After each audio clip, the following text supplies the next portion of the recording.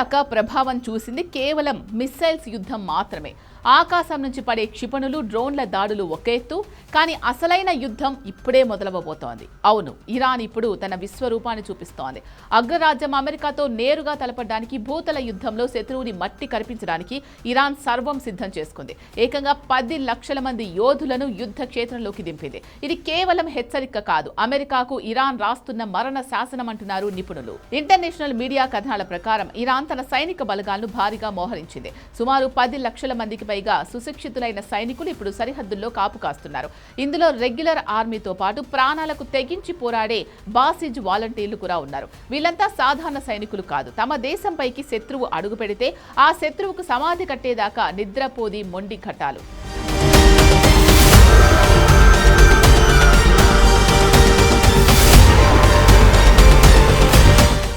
America టెక్నాలజీతో కొట్టొచ్చు, కానీ Iran గుండె ధైర్యాన్ని కొట్టడం సాధ్యమేనా అనేది ఇప్పుడు ప్రధాన ప్రశ్న.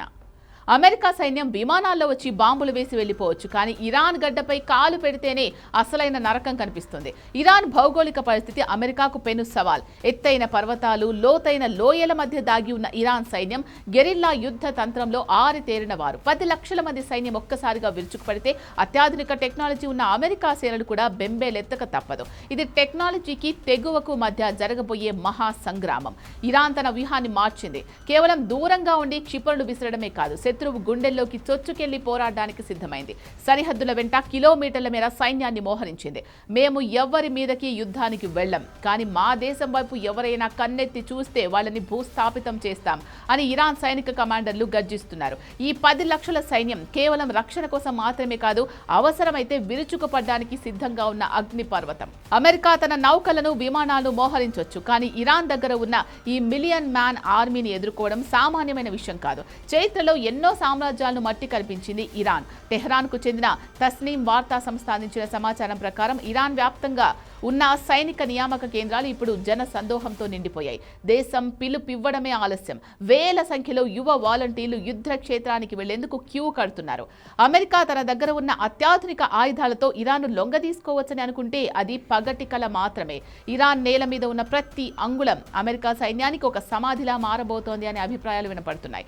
మరోవైపు అమెరికా కూడా తన పావులు కదుపుతోంది. ఇప్పటికే మధ్యప్రాచ్యంలో వేల సంఖ్యలో మెరైన్లు సిద్ధంగా ఉండగా, అమెరికా గర్వకారణంగా చెప్పుకునే అత్యున్నత శ్రేణి 82వ ఎయిర్ బోర్న్ డివిజన్ దళాలు కొద్ది రోజుల్లోనే ఇక్కడ దిగబోతున్నాయి. అగ్రరాజ్యం భయంకరమైన యుద్ధానికి స్కెచ్ వేస్తోంది. అటు అమెరికా అధ్యక్షుడు డొనాల్డ్ ట్రంప్ చర్చల గురించి మాట్లాడుతున్నప్పటికీ ఇరాన్ మాత్రం తన మొండితనాన్ని వీడడం లేదు.